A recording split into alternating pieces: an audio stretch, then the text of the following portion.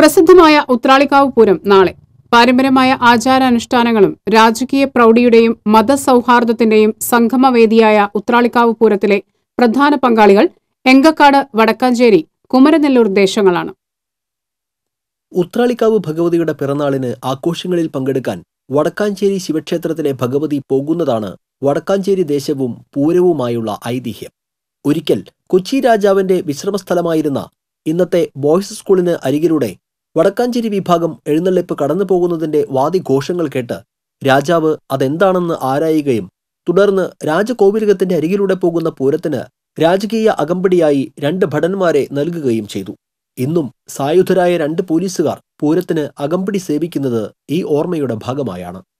പൂരദിവസം രാവിലെ പൂരത്തിലെ പ്രധാന പങ്കാളികളായ എങ്കക്കാട് ദേശത്തിന്റെ എഴുന്നള്ളിപ്പ് രാവിലെ 11:30 ക്ഷേത്രത്തിൽ ആരംഭിക്കുന്നതോടെ ഊത്രാളിക്കാവ് പൂരത്തിന് തുടക്കമാകും. എഴുന്നള്ളിപ്പിനോടനുബന്ധിച്ച് നടക്കുന്ന പഞ്ചവാദ്യത്തിന് കുനിശ്ശേരി അനിയന്മാരാർ നേതൃത്വം വഹിക്കും. 1:45 എങ്കക്കാട് ദേശം എഴുന്നള്ളിപ്പ് ഊത്രാളിക്കാവ് ക്ഷേത്രത്തിൽ നിന്നും പുറത്തു കടക്കുന്നതോടെ കുമരനെല്ലൂർ ദേശത്തിന്റെ എഴുന്നള്ളിപ്പ് ക്ഷേത്രത്തിൽ ആരംഭിക്കും. എഴുന്നള്ളിപ്പിനോടനുബന്ധിച്ച് നടക്കുന്ന പഞ്ചവാദ്യത്തിന് ചോറ്റാനിക്കര വിജയൻ നേതൃത്വം നൽകും. ഉച്ചയ്ക്ക് 12-ന് ചരിത്രപ്രസിദ്ധമായ നടപ്പുര പഞ്ചവാദ്യം കരിമരക്കാട് ശിവക്ഷേത്രത്തിൽ ആരംഭിക്കുന്നതോടെ വടക്കാഞ്ചേരി എഴുന്നള്ളിപ്പിന് തുടക്കമാകും. വൈക്കം ചന്ദ്രന്മാരാർ പഞ്ചവാദ്യത്തിന് നേതൃത്വം വഹിക്കും. 4:15-ന് കുമരനെല്ലൂർ ദേശം ക്ഷേത്രത്തിൽ നിന്നും പുറത്തു കടക്കുന്നതോടെ ദേശങ്ങൾ തമ്മിലുള്ള എഴുന്നള്ളിപ്പ് പൂതൻ, തിറ, ഹരിജൻ വേല തുടങ്ങിയവ നടക്കും. തുടർന്ന് വൈകിട്ട് 6 മണിക്ക് ഭഗവതി പൂരം കൂട്ടിയെഴുന്നള്ളിപ്പ് നടക്കും.